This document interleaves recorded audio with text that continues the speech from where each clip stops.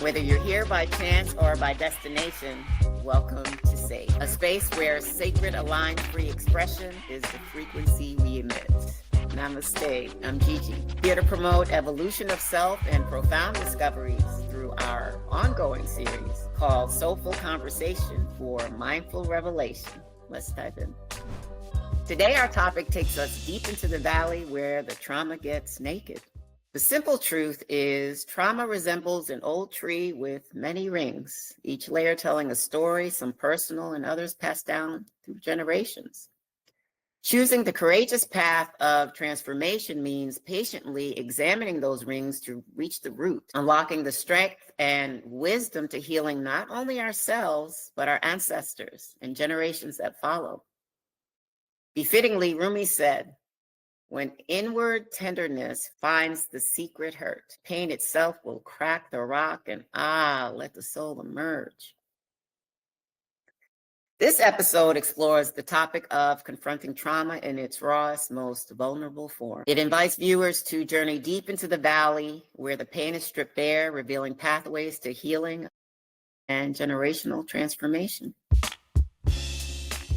Today, I'm honored to speak with naturopathic Dr. Mark Armstrong. He's founder and director of the Ahimki Center for Wholeness in Roswell, Georgia, and has been a pioneering holistic doctor, presenter, and instructor practicing in California and Atlanta since 1984. He holds extensive certifications in oriental medicine and natural healing sciences. His modalities include vibrational healing, bioenergetics, acupuncture, acupressure, shiatsu, reiki, iridology, herbology, nutrition, and beyond, specializing in integrative approaches, particularly cellular medicine, and is creator and facilitator of the Soul Constellation Workshop, which is our focus today. Thank you, Gigi, for such a gracious introduction. Thank you so very much.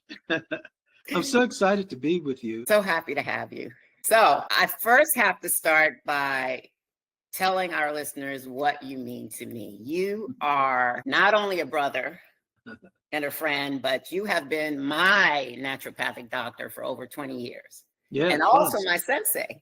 You tutelaged me to become my highest level of a Reiki master that I could be. And I trust you with my life and my wellness. Yes.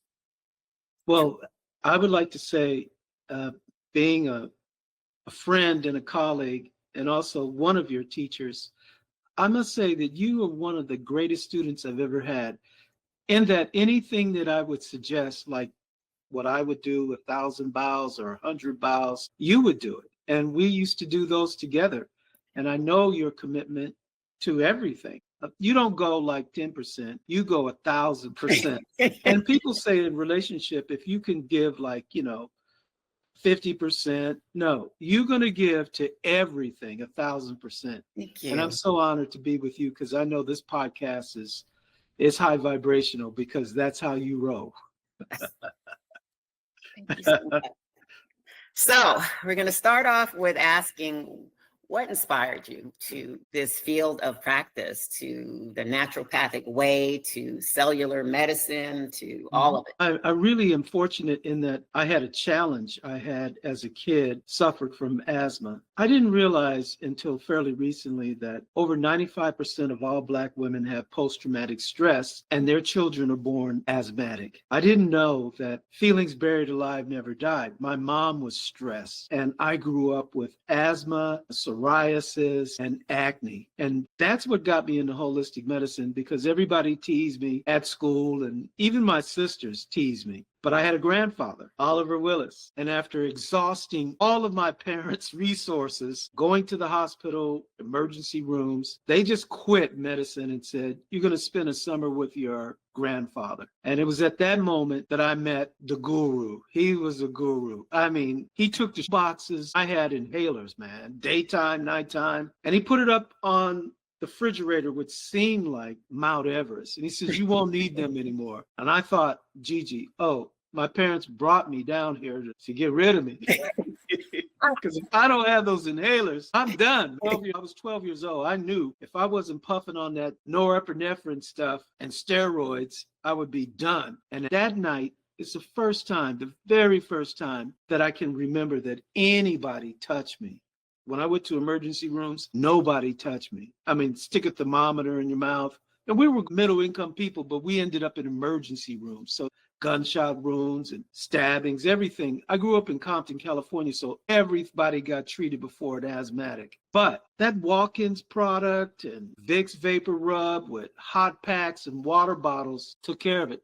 And the next day, we were in the field pulling up roots and herbs, making teas. And by the end of the day, I didn't need any inhalers. I mean, healing, man. Just rubbing it on your chest, your back. I mean, it really fixed asthma. And then he taught me what to eat. That's got me started educating people. He gave me a book, Return to Eden by Jethro Kloss. Big book. I'm a little kid, so I'm looking up fenugreek and thyme and golden seal, goldenrod and echinacea. I'm reading to him.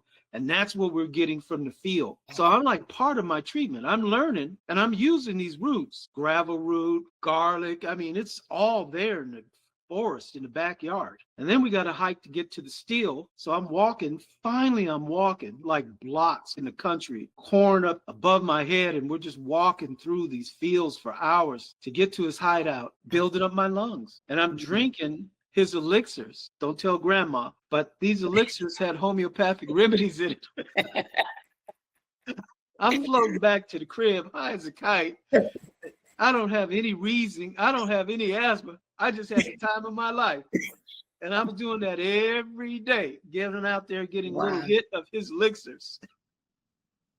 In the summer, no more asthma. I could play with the big boys and my life began. I knew because I had a book, I had information and practical experience. So I try to teach that in my trainings of people. Everything is a class like it was with my granddad. That's what got me into healing. Now, Gigi, I didn't know if there was anybody like him, but he was a Babalawo, a spiritual master. And yet, you know, I think he's self-taught. He had people that came through and taught him stuff, but he was self-taught.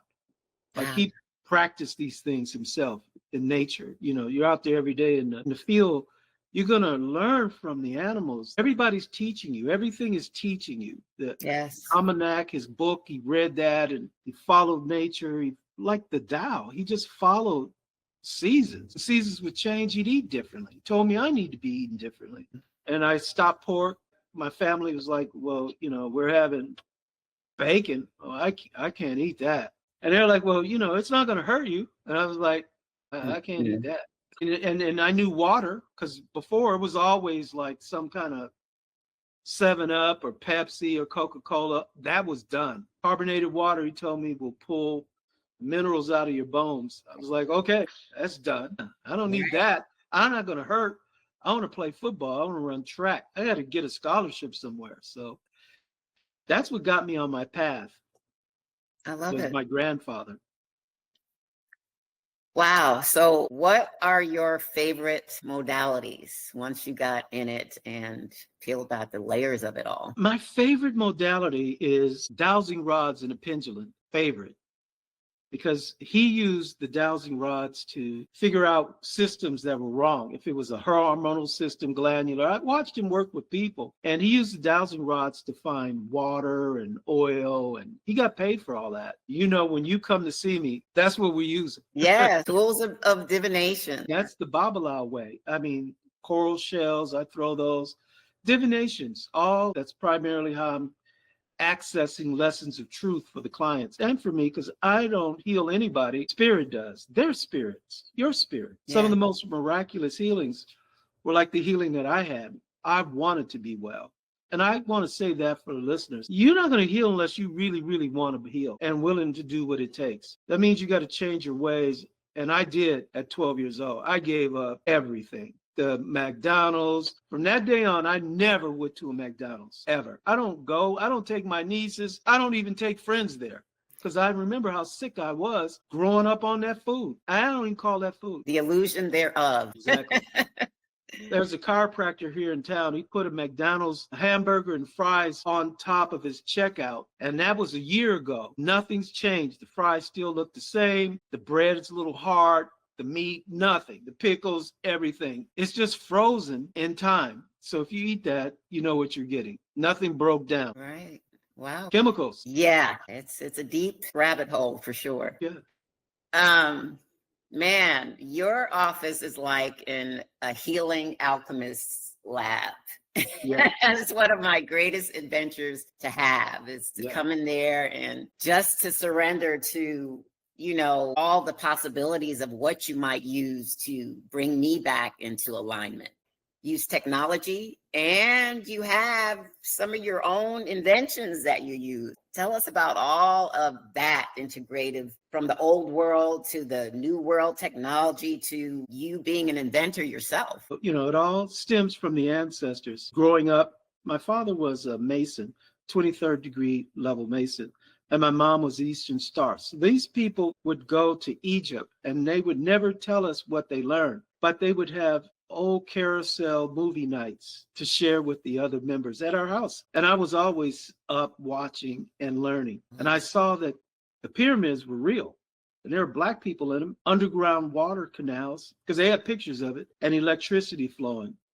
I also knew the dowsing rods, and I could see from the pictures the iris of the eye and all the coordinations of organs that could be detected from the eye. So, of course, I leaned towards that technology. And my grandfather worked with radionics, which was frequencies. He could take a witness of your hair or fingernail or saliva or drop of blood, put on his plate. And there's a guy named Arnold Abrams who lived in Rabun County. And my grandfather would make these shoe boxes so that the guy could put his instruments inside of it. And he taught my grandfather how to use that to get rid of boll weevils, to get rid of parasites and toxins for the horses, chickens, pigs, and cows, frequencies.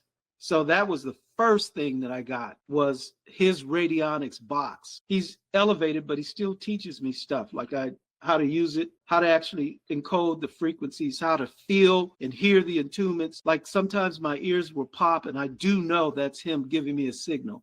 It's not tinnitus. And I figured out his Morse code.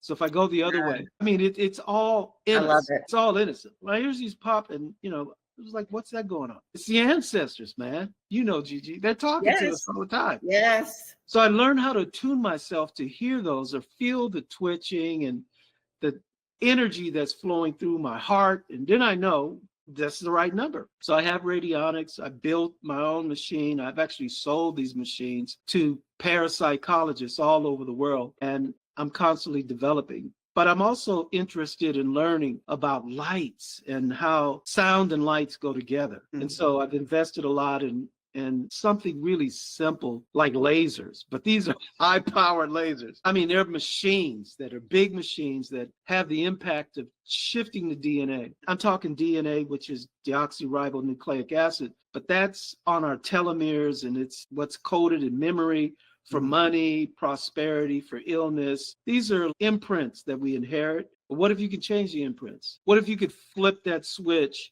and stop the inflammation imprint? And that's all light and sound. I learned in acupuncture college that sound and light and color make frequencies. So I try to use that when we're doing needles, lights, and sound. And you can't come to my office without there being binaural beats playing at 440. And I mean, it's all science when you walk in there. Yes. It's not just music. No. It's not just a radio station. It's up level and it's subtle. You practice all this binaural beats. You know about that. Yes. And so we believe that if you can put the body in a situation where it can heal itself, it will. The inner healer will just step in and do the work. Love it. The old world mixed with the new world way. Yeah, that's what I believe. I totally believe that. We stepped out. We got med beds and Rasha technology. And I'm talking about gravity chairs that sound goes through it with transducers and big scalar panels that are bombarding the right and left hemisphere so you go coherent so that your brain gets into a place of allowing.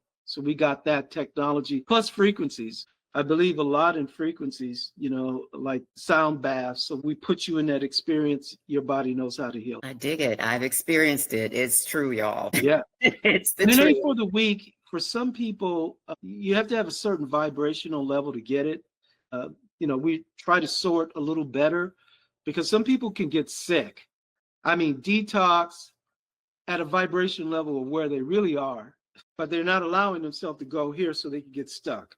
And we've had some catastrophic, one or two catastrophic opportunities that have led me to know that not everybody is able to really step into that consciousness. They think they can, but when the truth shows up, maybe not this lifetime. Right. So, what's your take on the traditional Chinese medicine as it correlates to the ancient African medicine? Yes, I'm glad you asked that question because in Kemet, the College of Timbuktu, we're talking about some ancient healers named Imhotep, which is the father of medicine. In the diaspora, they used to teach all of these African sciences. And Chinese, everybody was setting under their feet and learning. And as they destroyed the diaspora with time, with wars, with slavery, they took apart the books, but the sacredness is still there. Chinese took a picture of it and they ran with it. But the first emperor of Chinese who implemented Chinese medicine was named Fusi, and he was one of Imhotep's students. If you look him up, of course, they took a lot out of the Wikipedia. You can't find him, but in some books you can. That is the direct lineage from Africa to China. And I'm always showing people the influence of the Africans on the Chinese. I mean, the ninjas were not just dressed in black, they were black. And they were a sacred set of people that trained in the area of martial arts. So when the emperor needed help, he came to us because we were the militaristic people and we can handle the Chinese. And we were given our own territory, our own land, and then we even taught them martial arts as we see it. But that's out of the history books. And most people, when speak on these things, they're just so brainwashed to think that nothing good can come from Africa, that they think it started in China. But I did the research. I spoke this technology and science at one of the acupuncture conventions, and they never invited me back, except for 4 historians stood up and clapped. Only 4 people, because they knew the truth. And we're willing to stand with you. These are real historians. Yes. And, at the University of California, I would hang out with the cultural anthropologists and talk to them about this stuff. And they were the ones telling me about the origins. And then I hung out with the Black Studies professors, and then I got at least a greater understanding of what we were doing. And so while I'm in the acupuncture college, I have actually reference from historical people that put me on that track. And I was writing papers and everything about us, and nobody graded me down because I had evidence. Right. I had receipts right from the scholars. Yeah, I love it. I love it. So the Library of Alexandria, yes, what you speak of. Yes. One of the many. In the colleges of Timbuktu, you won't find acupuncture was started by us, but the truth does exist. And when you crush the truth to the ground, it will rise again. Right. The patriarchal system has been the cause of much of that hidden information. That's another podcast. Ooh, we got a lot to unpack. Yes. So, soul constellation, how did it come to be? How does it address trauma that spans across generations? What was your inspiration behind all of it? At the University of California, I started out pre-med and psych. So from the standpoint of really trying to understand the psychology and my life and how I grew up pretty much in the church, and church was a safe place, but there were double standards. And I always saw the bigger picture. Like, here we are learning these wonderful things about church, and yet there's this deep science that's kept away from church. And my parents were part of that. It's like, why don't you teach this stuff? So a seeker for life, someone who's always been wanting to learn, because there's a lot to learn. And I met Credo Mutwa. One thing about him, the Zulu mystic, said that you are family, you belong. And when he said that, I just started following him. Every time he would come to the United States and anywhere he would be, and he invited me to learn his work, which is the soul constellation, which is different than the family constellation. One of the things that I learned was orders of love and how energy really flowed in the body from the standpoint of whoever's first is first and whoever's second is second. And that there is a natural order of how energy flows for finances, for health, for relationships, and for business. And when you can align yourself in orders of love, that's when you flow. You don't have blockages. It's not like a up and down. And I realized training with him that my life got better. Not only did it get better, but my biological father, I didn't know. I didn't even know that I had another father, that this was my stepfather. And after I did his soul constellation, it was really about 3 months later before I met my real biological father. Because orders of love will flow if you can get rid of the entanglements. And for your listeners, that's what's important to heal. The entanglements stop us from being successful, stop us from being healthy, stop us from growing in life. And certainly the soul constellation opened my eyes. I get the most out of being a healer doing soul constellation. A, it heals 9 generations in the past and 9 generations in the future. I don't know anything that will do that. B, it's immediate shifts, because the way we see it, I like to tell the audience, we're in a sacred circle and we just basically ask people to play our mothers, our fathers, our sisters, our brothers, our husbands, our wives, our bosses, our nieces and nephews, and then we just sit down and watch the picture. The morphogenetic field moves the energy of the soul of people that are strangers. You might not know them, but the pictures that you see are the truth. And then there's a frequency that allows the universe to align with your truth. And then it happens. It's like unforeseen good is always happening, but are we aligned to it? And the alignment is so strong that it changes lives at a conscious and an unconscious level. So that's the most favorite thing that I enjoy. And I enjoy all of it. But I feel great after every soul constellation. It's just like a healing takes place at a different level. Yeah, it's like pulling back the curtain. It's the stage, but the performance is happening behind the curtain, kind of like the Wizard of Oz. And for viewers, I can say I participated in a soul constellation. One of them, I was just holding space. And the other one, I physically was the focus, where people played out my situation, for lack of a better term. And man, beyond words, it was magical. The thing about this sacred work is, if you're paying attention, the effects show up everywhere. For me, after I did that soul constellation, there was a very big tell. The next day, tree right in front of my window, branch broke. It was a huge branch, huge tree, old tree. The branch broke, but it was still connected at the arm, and its tip was touching the ground. So it was almost like the energy was being channeled in some way. I knew that it was a reflection of the healing that had happened after this particular workshop. Yes. My soul knew that, period. And, the interesting thing too is how we've entered into the Aquarian age. So it's allowing more of the intuitive, feminine, mystical side of us to be better embraced. And so this is that, in my opinion. The coin has both sides. Religion is one side, spirituality is the other. Religion is patriarchal, masculine. The other side is feminine and matriarchal. And so both have to coexist, and they have their own cycle, of course, for our evolution. Now, here's what's really interesting. Thoughts create forms, and forms create physical, mental realities. A firefighter who fell from a 14-story ladder broke her back in 3 places.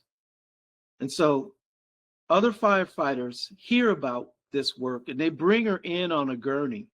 And she just thinks, I need a healing. So somebody said, come here. Now, she's been to the doctor. She's got all kinds of medication, morphine. They gave her everything. And none of that stopped the pain. So they brought her in, laid her down. She's listening to the stories, and she's feeling better because of the field of healing. So she says, I'd like to tell my story. She tells the story and asks people while she's on the ground to play her. And within 5 minutes, she's setting up, still on the floor. And in 10 minutes, and people are playing her, she sits in a chair. Now, her back is broken. And the end of the vignette, she has 0 pain. Comes back the next day and shares. Brings her mother and her sister so that they could be in the circle to heal. This is in your space. This is it's right where we practice every day, where you come. And her healing had to do with her sister and her mother. And so she got well, but then brought them there because they fight all the time. They argue all the time. And it turned out to be that the mom was apparently having challenges while they were growing up with drug addiction. That's what got her into firefighting, trying to help save lives. But she realized that really the brokenness was stemming from her mother and her sister who was older, who had tried to raise her. And she got them all to heal while she was doing her healing. Zero pain. I see her about every quarter or so. She's riding motorcycles. She quit being a firefighter. Now she just does whatever she feels like doing. Love it. And the fact that she brought in her tribe. Yes. When she was hearing the stories of the dysfunction, there was something speaking to her about her pain. Oh, by the way, I have the x-rays. Her back is still broken. The breaks are there, but she has no pain and she can function. She can't carry oxygen on her back and run up and down a ladder. She's like, I'm done with that. But zero pain, quality of life, rides motorcycles everywhere. That is, again, the magic of this world, the magic of healing, the magic of what we are. Even when we think of the science of our physiology, I don't know if I'm saying that right. The physiology is our thinking, our observation, and our teaching, and how we speak language to ourselves. Like, she's just clear about life. I don't have any pain. Okay. I know what that was. And I don't have that anymore. Done, done, and done. Yeah, because feelings buried alive never die. If you're carrying all that, it's going to show up as something that will cause the inflammation. But you clear it, you don't have it. Wow. No needles could fix that. That's why I love the soul constellation. Right. And sound and light and colors and all that. I mean, she comes every 3 or 4 months and just gets tune-ups. And her mother comes and her sister comes. Because if you stay connected, then the healing continues, right? Yes. Now, most people think, well, I'm healed. Like, I go to church on Sunday, once a Sunday, I'm healed. No, your church is every day. If you're in recovery, it's not just going to one meeting. You're in recovery every day. Yeah. So trauma, tell us about the categories. Well, one thing that I know is a lot of people use the word trauma, but I don't see trauma like most people. I see trauma like a wound, something that's very deep that constantly gets triggered. So a traumatic experience could be someone who has done a lot of drugs, and so they're trying to escape their reality of trauma by medicating themselves. I'm interested in how it happened to you so we can clear it. If we can get to the why it happened, then you can get rid of the addiction. Because at least you'll be able to understand, not the medication that solves anything, but the real reason that caused it. Then the information that you hold about it changes. Because wounds can heal, right? But if you keep triggered and you don't realize what the cause was or the origins of it, then you just stay looped in time. You just keep going over and over and over it. So I see trauma as an opportunity to really heal the innermost areas of the origins of it. So very different from pharmaceutical medicine. This is more back to the old ancient way of getting to the root so that you can fast forward and have a lasting healing. Like in some plant medicine, like ayahuasca, with a good teacher, you're going to see the template of everything. But then to acknowledge it is beginning to create the healing, sort of like in the soul constellation, where there's a recognition, like in the firefighters' experience, a recognition, and then there's a healing that takes place about that. And once that shift happens, then the pain barrier or the wound is no longer festering. Because it's healed on a spiritual and a mental and emotional, and then it comes to the physical. It's almost vice versa. You lock it in. Some people think, well, if I could just heal the physical, that's going to fix it. But there's bodies to this. It's the physical body, the mental, the emotional body. We had a lady that was in the other day. It was in the emotional body, all of her challenge that she was having. I mean, this thing called fibromyalgia, it's real. The knots in her shoulders and how the pain would travel from the wrist to the arm, to the back, to the legs. It's like a dragon. It's everywhere. And of course, the medication can't fix that because it's everywhere. But with her, we really identified that the trauma started when she saw her mother bite a guy that she was sleeping with. And then the guy bit her. And she's 9 years old. She's thinking, what's wrong with this picture? I mean, bit to cause blood. They went Mike Tyson with it. Yeah. Oh, my goodness. That's how they communicated, was through this violence.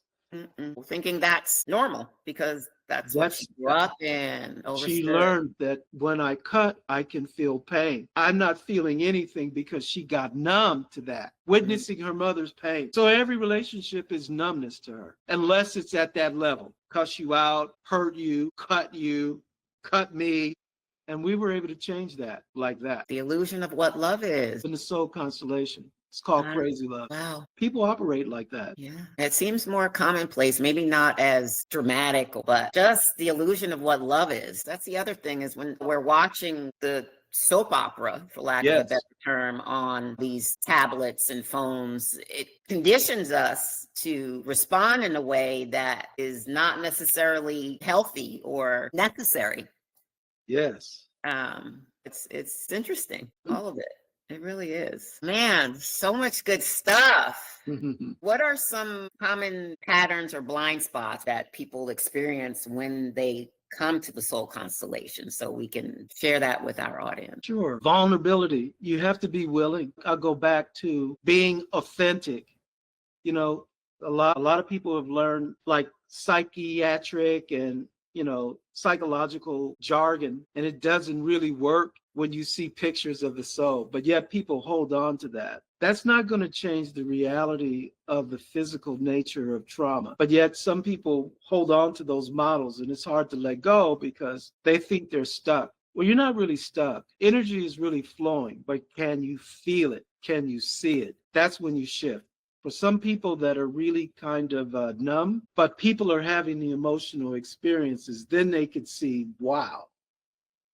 Outside of themselves. Exactly. Ah. When they become vulnerable, then they can heal. That's authentic, right? As long as it's outside, the pain is so great, I protect it. I'm the one that hurt people, not I'm going to be hurt. You see, these walls naturally break down, and sometimes they're breaking down through other people's transparency. They don't know you, and yet they're crying and they're sobbing because they feel real pain. This helps a person feel something that they never really seen that is there. The vulnerability, the ability to trust and grow from the womb. That's when you heal. Right. As long as you keep covering it up, as long as you keep denying it, as long as you go, it's not that, it's this. But when it's that, then acknowledge that and see where that takes you. That's when people have the biggest change. But some folks really try their best to stay with the nice family where everything is nice. And life is just not that way. Our parents did the best they could, but certainly they didn't take any classes in being a parent. Right. We came in with stuff to heal. I think that's why we chose them and they chose us, in my opinion. Exactly. Yeah. And patterns, one thing about the patterns, they do generation to generation. And sometimes they'll skip a generation. So if there's mental health issues, it could skip a generation and then show up. If there's depression, it could skip a generation and show up. If there's illness like diverticulitis, Crohn's, it might skip a generation, but then keep showing up. I have people that are 5 generations diabetics, and that's something that could easily be arrested through diet and exercise, but the children grow up that way. Like people can drink a lot and not feel it. But see, that's part of the epigenetics, right? It's just transferred through the genes, so you have a higher tolerance. But certainly, that's an issue. If you can outdrink everybody, is really an issue. Where's the governor on that tells you, I don't need to really just be falling out behind this before I get to a point. And that's the benefit of the soul constellation, because it really does help you have integrity with yourself. Love it. So, hierarchy of love, you mentioned it briefly. I just wanted to jump into that a little more so our viewers can understand. What Credo said is that whoever is first in the family is first. So let's say there's a husband and a wife, or 2 people. This person and this person get together, and then they decide that they're going to have a child. So this is the child. And we're going to abort the child. So then they go away and they get together with somebody else and they have this child. Now, would this be the first child or would this be the second? The rock is the first. Yeah. So the mother says, and the new man says, we have you as our first child. Well, that energy that used to exist, because energy cannot be created nor destroyed, still does exist. But that creates an entanglement that this soul and the energy of this soul will be competing, but not like you think, because this one's gone. This person will never rise to the occasion of their potential because somebody else really owned their space and they cannot compete with that energy. That's what meant by orders of love. Now, the Japanese, the Chinese, the Koreans, every culture knows that you can have like an altar. And in that altar, you can actually give the first child the respect, even though they're not there. And that you can pour libations and feed them. And you could tell this one that you're not my first child. You're the second. And that creates a grounding for them to exist. Now, they don't have to know all the details, Right. but they have to know energetically the truth. And Cradle says when you put that correct, then energy flows. It flows in the right way for education, for money, for follow through, for everything. And most people miss that opportunity because they simply don't know. But you can go back and heal that. This is like a wound, but it's a covered up wound, and it keeps festering in the families. It fests through the lack of completion and jobs and craziness and alcohol and drugs. Those are the things that are plaguing our community. And that's why Soul Constellation is so powerful. It's not to put people in any kind of trip. It's just to get the energy aligned so people can heal. And it's very easy to heal. And in a more simple way, just honoring the soul with an apology, I'm sure.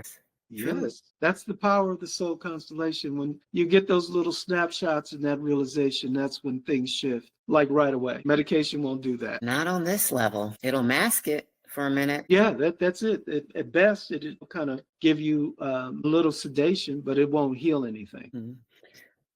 Wow. You shared so many breakthroughs that have really happened on so many levels, in so many ways. It's sort of like why we signed up to do this work. You know, the healing took place and my life changed because of a simple thing, which was touch and love and then communication about what's so. And then I got it, you know, I took those skills back and just started employing those skills. I would take my book, Return to Eden, and people would come and ask me, you know, what do you do for this? I didn't know. I just look it up and tell them the herbs and they go and get it. And they give me 50 cents, $1, $2. Some people give me $10, $20 because it worked. And I'm 12, 13, 14, 15, 16. Wow.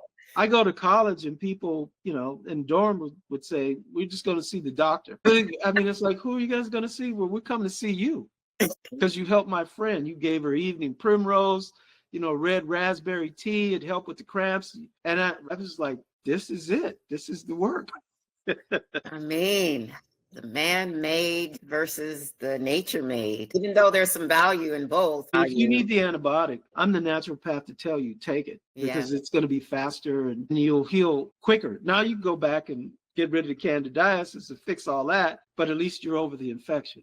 And some medications are really essential for that. Herbs and everything, as you know, they work. They just take longer. They just take longer. Lotus is going to take care of it. But do you have the discipline? You do, but most people don't, to do it every day, to swish, to oil pull. Do you have the discipline for that every day? And unlike you, most people will do it a day or two and then they just forget. Right. Yep. Life goes on to other things sometimes. So what's one small personal or ancestral ritual, if you will, that you would offer to our viewers that could help them improve their family harmony as they start peeling back the layers? I have a sacred altar. My mom liked coffee, and so I always have that. And my grandfather, he liked cigars, so I'm going to have that. And pound cake and just a little gin, things that they like. And by the way, I could put a little gin there and they will suck that gin right out. And at the bottom of it, it will just be vapors. And it's gone like that. Now I can put water there and it'll last 2 or 3 days. But gin, ether, gone. And I've done experiments. I put gin in different places and it'll stay for a little bit of time. But on the altar, gone. It's 60 seconds. So that's what I do. I always elevate them. The other thing every day is I acknowledge them. I have to, because that's where I get a lot of my strength from. All of my strength. And ancestors are not just our family members. They could be people like Noble Drew Ali, Ella Fitzgerald. It could be anybody that has left a positive imprint on you. Carter G. Woodson. I mean, it could be anybody. Connecting is the key, especially for us people of consciousness. We got to stay connected. This is how we stay more powerful. Yes. It's a reminder that energy is beyond this time and space, this physical time and space. It is undeniable. It is a scientifically proven Yes. fact that supports all that we're talking about in the Mhm. spiritual and the mental and the emotional plane. And the last thing is I practice Qigong every day. I mean, outdoors in nature and just fresh air. That's a daily discipline every day. You have to walk and be in nature. It's kind of cold right now, but it's okay to take your shoes off and walk on the ground because the electrical energy of the earth is actually going to take off some of the 5G and the radiation. And if that's too much, just take your gloves off and touch the trees and nature in forests where there's lots of trees. It's a way of recovering, and having that nature park in my backyard and just trees all around. I spend a lot of time outdoors with nature just to recover. The negative ions heal us. They Yeah. do.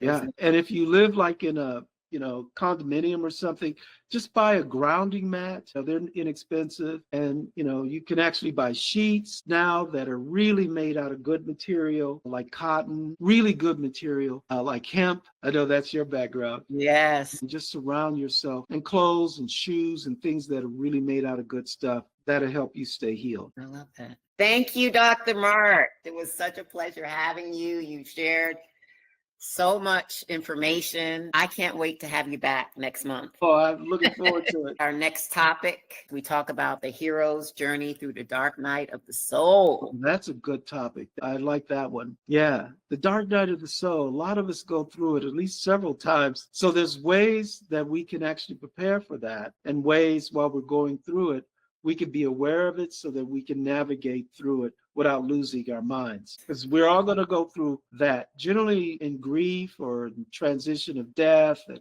so forth and so on. But we can die every day, so we don't have to die that day. Yeah, the phoenix rising again and again, stronger, brighter, more powerful. For more information on how to reach Dr. Armstrong and join a soul constellation workshop, find his bio at s.a.f.e. Thank you for joining us. Thank you again, Dr. Mark, for having us. Oh. Namaste. Namaste.